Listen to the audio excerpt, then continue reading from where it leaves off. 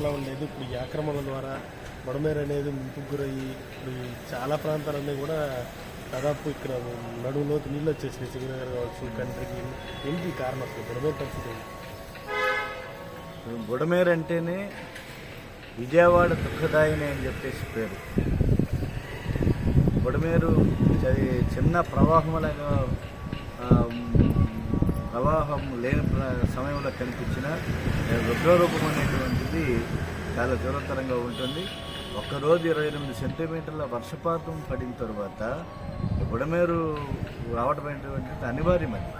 కాబట్టి ఇవాళ బుడమేరు పరివాహక ప్రాంతం అంతా కూడా వాస్తవంగా చాలా వెలగలేరు రెగ్యులేటర్ కట్టిన తర్వాత 50,000 క్యూసెక్కుల వరకు కూడా వాళ్ళు ఇరిగేషన్ వాళ్ళు వదిలిపెట్టారు.